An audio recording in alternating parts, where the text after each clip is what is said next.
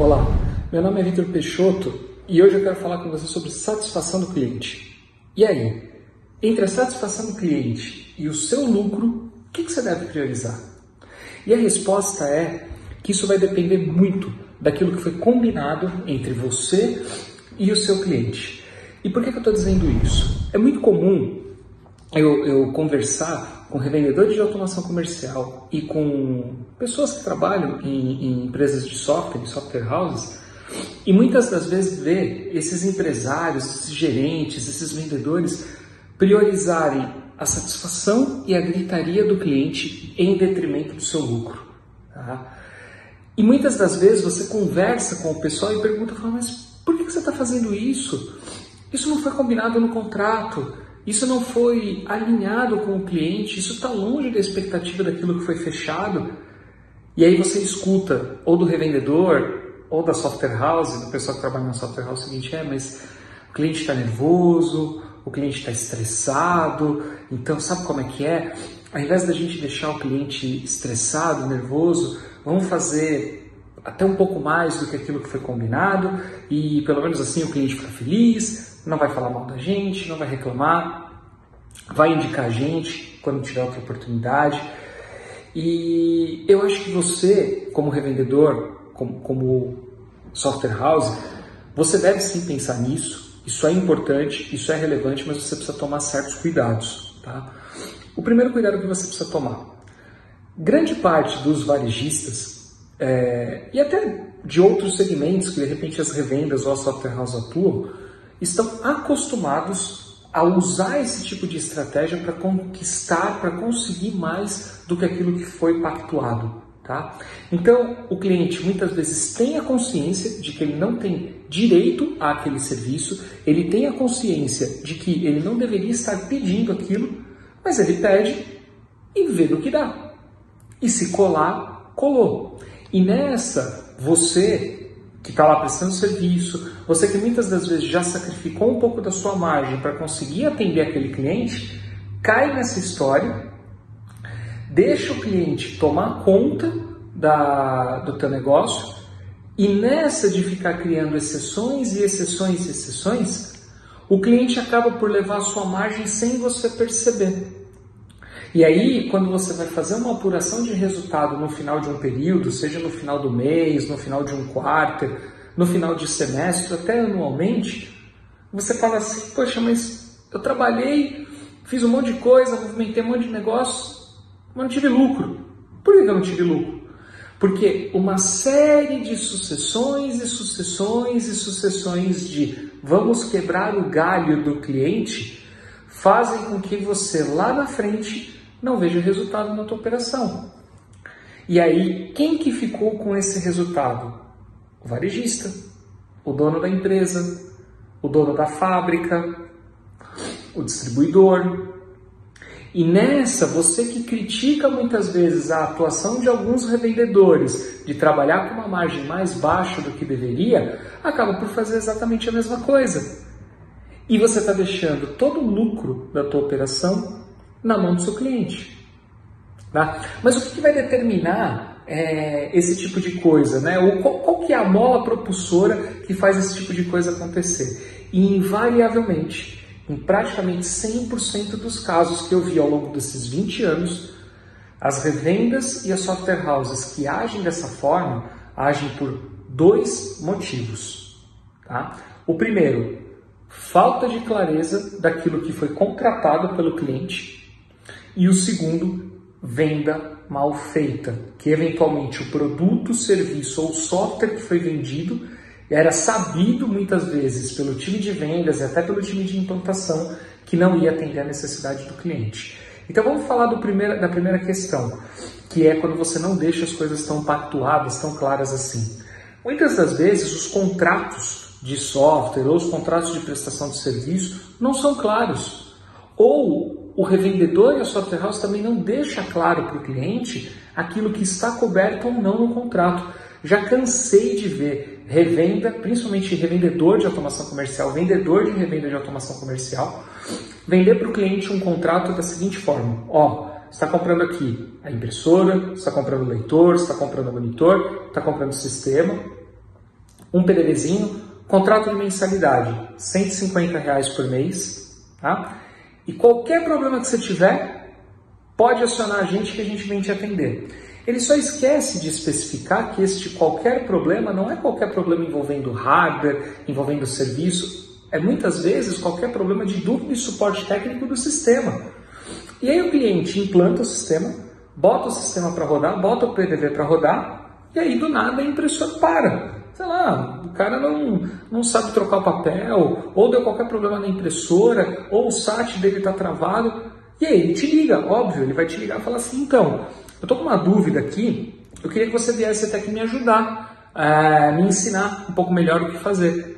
E aí você fala para ele, não, mas isso não está coberto no contrato. Como assim não está coberto? Você não falou para mim que qualquer problema que eu tivesse... Sim, mas qualquer problema relacionado a sistema, suporte de software e tudo mais. Não, mas você não me falou isso.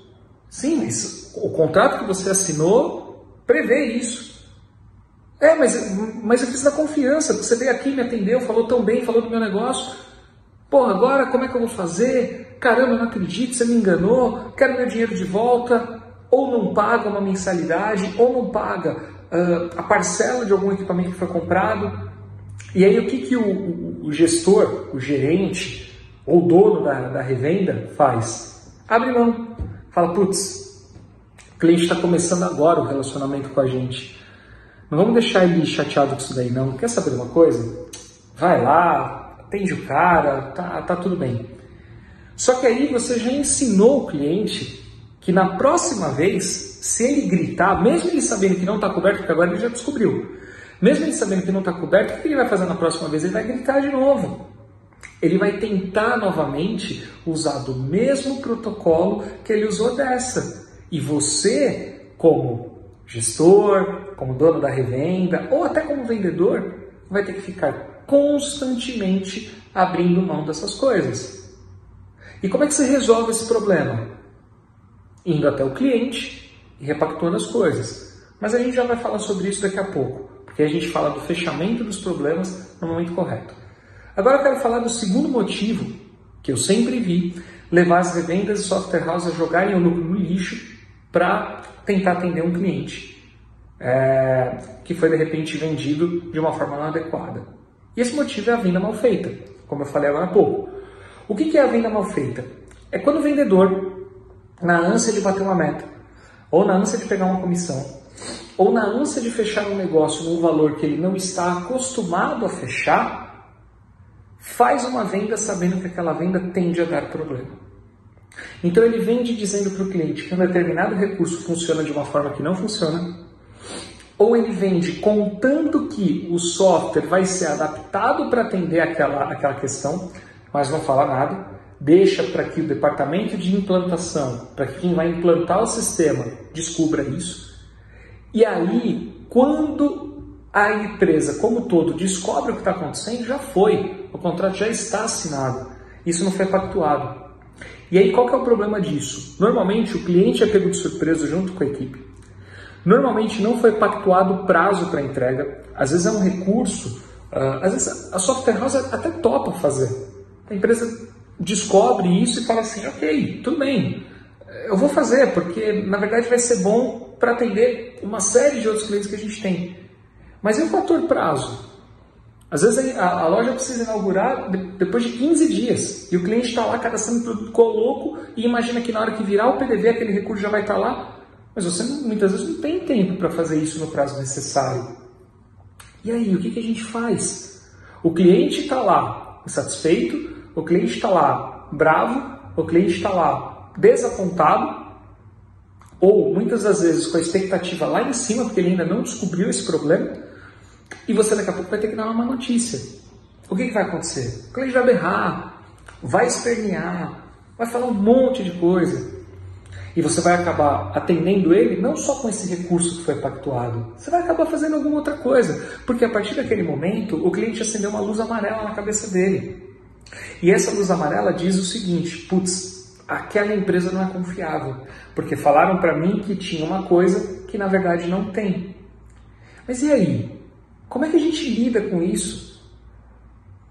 Não dá para admitir ou não dá para pressupor que uma relação está perdida com o cliente por conta de um ou outro problema que aconteça. E foi a duras penas que eu aprendi isso também ao longo da minha vida. Porque dizer para vocês que eu nunca fiz uma venda torta ou uma venda inadequada, eu estaria mentindo. Eu já fiz sim, vendas tortas, vendas inadequadas, e acabei entregando aquém daquilo que o cliente queria. Por vários motivos. E se eu estou citando esses motivos aqui, é porque muito provavelmente eu usei algum deles para poder fazer dessa forma. Seja o desespero para vender, ou a meta que precisava ser batida, ou uma cobrança muito forte da diretoria de entrega de resultado. Então qualquer cliente que aparece é cliente, puta, vamos colocar para dentro, depois a gente vê o que a gente faz. E eu tive que, a duras penas, aprender a resolver esses problemas. Então vamos lá, como é que a gente resolve isso? Porque a gente já falou da dor, vamos falar da solução. Como é que a gente consegue resolver esse tipo de coisa? Vamos pegar o primeiro assunto, que é vender para o cliente algo que é diferente daquilo que vai ser entregue. Então, nesse caso, não é falta de, é alguma questão no contrato, algum problema no contrato de entendimento, ou alguma coisa que foi omitida em relação ao contrato para o cliente, que você precisa consertar. Não tem outro jeito. É visitar o cliente e explicar para ele exatamente o que foi que ele contratou. Falar, olha, naquele momento esse assunto pode não ter ficado tão claro, mas a partir de agora a coisa é assim. Mas qual é o segredo? É você ir até o cliente já com uma solução. Então não adianta você ir lá só conscientizá-lo do problema. Isso é pior. É melhor não ir. Se você não tem uma solução para dar para o cliente, é melhor não ir. Agora, o que você pode fazer? Você pode se preparar dentro de casa primeiro.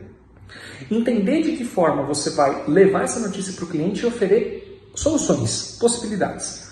Então vamos lá. Solução número 1. Até para estancar rápido o problema da empresa. Olha, percebemos que você entendeu que na contratação do sistema estava incluso essa cláusula. Infelizmente não está. O cenário do que você contratou foi isso daqui. Essa é a carta resumo do que foi contratado, tá? Mas nós vamos fazer o seguinte. Pelo meu histórico, pela minha experiência, pela nossa expectativa, a maior incidência de chamados para esses tipos de problema aqui acontece nos primeiros 180 dias. Então, daqui até 180 dias, a gente vai cobrir. Qualquer coisa que acontecer, a gente vai estar aqui. A partir desses 180 dias, nós temos um complemento de contrato. Nem sei se eu vou te oferecer agora. Você pode, enfim, experimentar nosso serviço e ver o interesse de contratar depois, onde a gente cobre esse outro serviço, te custa mais tanto. Eu estou te dando 180 dias para você experimentar e depois a gente vai embutir. E aí fica um negócio bom para todo mundo. Fica bom para você, fica bom para a gente. E mais, vou te dar mais 4 horas de treinamento do sistema. Porque aí a gente consegue, inclusive nessas horas de treinamento, minar algumas coisas que poderiam acontecer. Então a gente já age na causa. Ó, como é que você faz isso? Se a impressora acender essa luz, o que você vai fazer? Se o site acender essa luz, o que você vai fazer? E aí você pega e contorna o problema. Você ainda assim está abrindo mão de parte do seu lucro, mas pelo menos você está apaziguando a situação e você está matando o problema no ninho. Você não está deixando esse problema ficar para depois. Agora, sobre a segunda situação, quando o cliente contrata o software e o software não está adequado ao que ele pediu, falta recurso, falta funcionalidade, o que quer que seja. Aí você vai ter 2 formas de resolver esse problema. Se você é uma revenda e você não tem domínio pelo software, porque aí o problema é um pouco maior, quer dizer, você prometeu um recurso de um software que nem desenvolvido por você é. Nesse caso específico, a minha recomendação é conversar com quem conhece o sistema, pessoal do suporte, pessoal de implantação, e mapear possíveis processos dentro do sistema para resolver aquilo que o cliente quer. E apresentar para o cliente. Ó, esse processo aqui a gente resolve assim, esse processo aqui a gente resolve assado, esse processo a gente resolve cozido. O cliente muitas das vezes vai falar assim, poxa, mas você não me falou que era assim.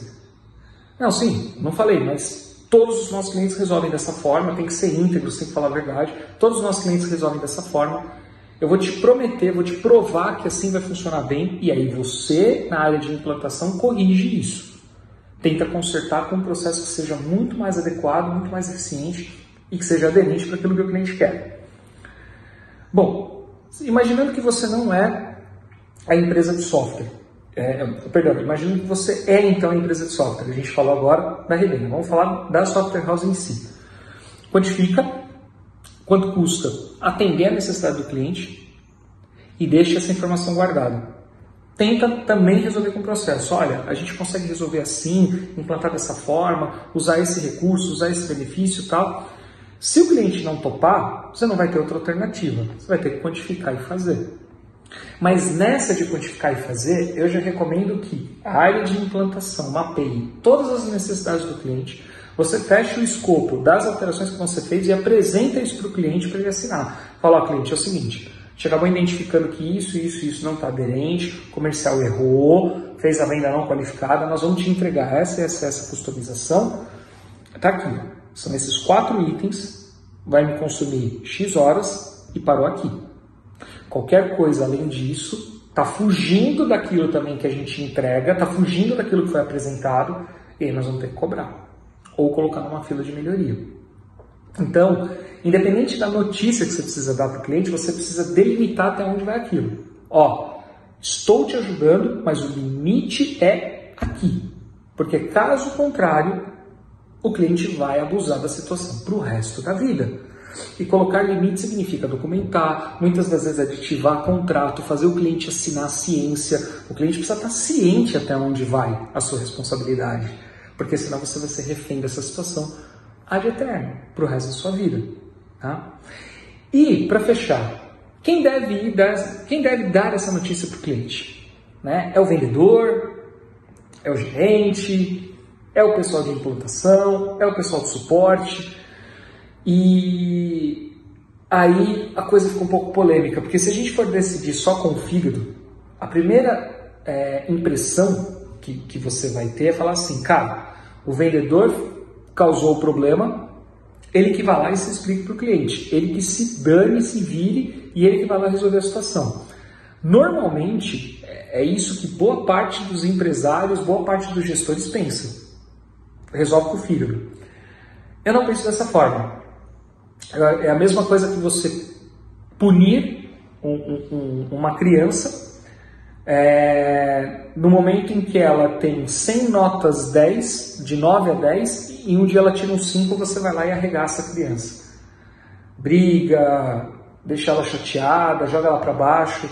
A mensagem que você está mandando para a empresa, para o teu time, é muito ruim se você atuar dessa forma. Então, quando um problema acontece, você tem que resolver esse problema em 2 etapas diferentes. Primeiro, conscientizando internamente o vendedor, então roupa suja se lava em casa, nunca na frente do cliente, do porquê que ele fez aquilo e que aquilo não deve se repetir. Então você assume aquilo como um aprendizado para toda a equipe. Muitas das vezes, depois de uma conversa isolada com o vendedor, eu recomendo que o time todo de vendas entenda o que foi que aconteceu para aprender e não fazer mais. Porque todo mundo nessa hora varre a sujeira para debaixo do tapete, mas você não tem como garantir que não tenha outro vendedor cometendo exatamente o mesmo problema. Então você aproveita a situação e já resolve, já dá um chá de consciência para todo mundo. Então, essa é a primeira ação. E na segunda ação, tem que ir no cliente alguém com poder de decisão. O vendedor muitas das vezes não vai ter esse poder de decisão. Ele vai lá só para dar uma má notícia e ouvir grito e xingo do cliente. Então, se a empresa tem líderes, os líderes têm que ser usados nessa hora. E quem tem que dar uma notícia para o cliente e resolver o problema com o cliente é o líder. Ah, mas eu quero levar o vendedor junto para o cliente não me enrolar ou falar de alguma coisa que não foi pactuada. Tudo bem. Mas nessa hora, quem abre o peito e vai lá no cliente, falar para o cliente o que precisa ser feito, é o líder. O líder, ele tem que assumir a responsabilidade dele e ele resolver esse problema. Internamente, você resolve o problema com o vendedor. Fechado? Espero que você tenha gostado desse conteúdo. A gente publica conteúdo todos os dias nas plataformas da Multiplico. Tá? Aqui é um canal exclusivo para o segmento de automação comercial. Então, seja você um revendedor, seja você uma empresa de software, ou alguém que trabalha com AIDC, ou talvez uma empresa de TI que está querendo trabalhar com automação, O nosso foco aqui é falar especificamente desse mercado, tá? Eu espero que você tenha gostado. Se você gostou, curte a gente, segue a gente, compartilha nosso conteúdo. Fechado? Muito obrigado.